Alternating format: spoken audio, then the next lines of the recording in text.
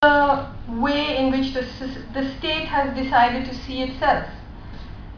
In the early 90s, after the demolition of the Babri Masjid and after the opening up of the free market, it's really interesting that preparations had already started to make India a police and a military state. If you look at the recruitment, the amount of police and security apparatus that has been recruited, the budgets that have been allocated, and what is going on. Why is that so?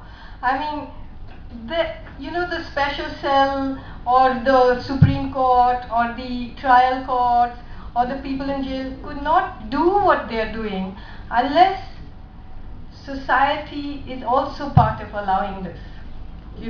So one of the things that that we haven't spoken about enough in this meeting is the role of specific journalists in the media right from the beginning. How they planted stories, how the special cell runs particular journalists. For example, we wrote, a lot of us worked quite a lot on the Parliament attack case which Pancholi Sahab and Nandita Haksar fought for S.A.R. Gilani. When the Supreme Court gave a judgment on Afzal, it actually said that we have no evidence to prove that he belongs to a terrorist group. But in order to satisfy the collective conscience of society, we are sentencing him to death. They said it in black and white. In a final Supreme Court judgment, they said it. There was outrage from some quarters, but even today, when so many of us have pointed out, in the same way that JTSA has, bit by bit by bit, how the lies were built up, how the press had, the media had planted stories, how the custodial confessions were extracted, how, for example, in the case of Afzal, they had many confessions and they would pull out whichever one suited them at whichever time, and they used it. But what I want to say is that when finally, about 4 years ago, 5 years ago, they decided that they were actually going to hang Afzal, some of us brought out a book called The Strange Case of the Parliament Attacks and mentioned all of this, including the judgment, the Supreme Court judgment, which actually set aside Afzal's confession in the police station. Mind you, now this is 7 years after the trial is over and so on. The Supreme Court said you cannot use a confession as evidence and set it aside. What does the media do? 7 years later, a secular channel runs that old confession video, where Afzal is confessing. It doesn't say it's a confession. It doesn't say it's in police custody. It just makes out that, oh, he suddenly decided to confess because he's dying to be hanged tomorrow, And underneath it says, the SMSs are starting. Usko boti mein kaat ke kutton ko khila do, ya Lal Chowk mein phansi do, we don't need a Sharia state. We've got the people going on all this false news. And the Supreme Court has said you should hang him because of the collective conscience of society. And the media is creating that collective conscience. It so happens that that journalist who actually produced this 5-year-old confession video from the special cell had been working in the Hindustan Times earlier. She had been exposed for lying in Iftikhar Gilani's case, in S.A.R. Gilani's case, in case after case of lying. What happened to her? She got promoted to a secular channel. She became a journalist in a secular channel.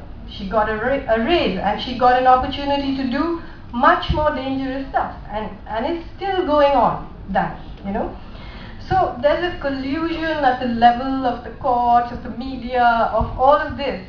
Interestingly, 4 years ago to now, today maybe, I remember going to the special cell to the gates of the special cell with 2 lawyers after the boys were arrested and held in there.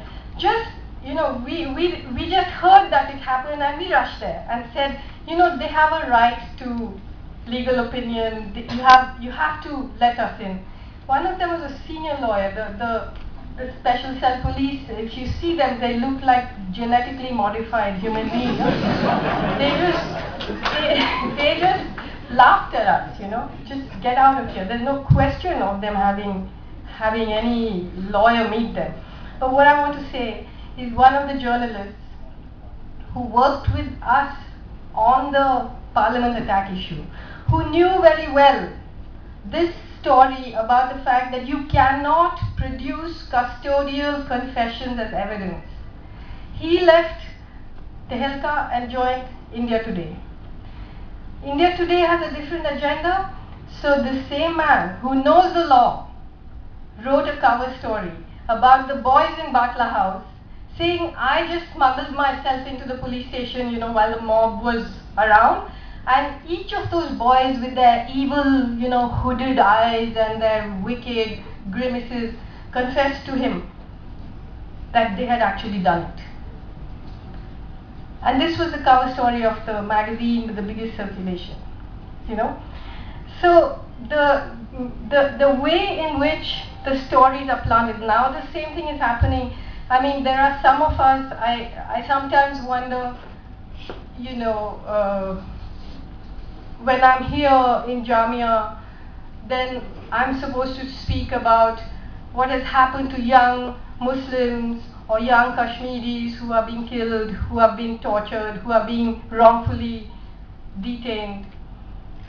When I'm in, say, Hyderabad, then I talk about the Adivasis. But the fact is, do we see a pattern here? Or, it's not necessary. I'm not saying everybody has to be a missionary and care about everybody else.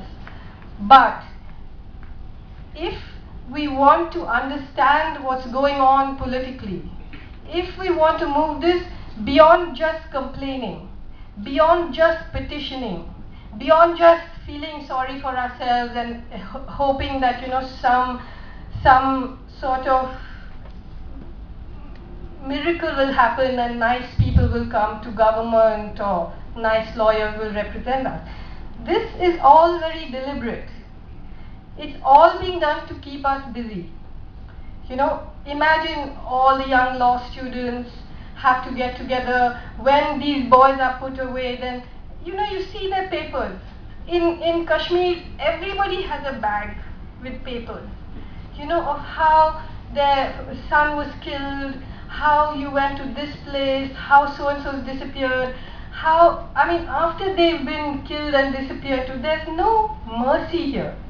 No amount of petitioning or being noble is going to get us a solution to this, So I think we should look very clearly at what are the lines along which this brutality is running, because if we are going to look at it as a Hindu versus Muslim problem, then tomorrow they'll turn around and say, what's happening in Pakistan? Are lawyers willing to defend people there in the minority or about blasphemy or whatever? It's not. It's not about Hindu and Muslim. It's about power. It's about how are you going to keep people distracted? What excuse can we have to have an increasingly militarized state? It's true.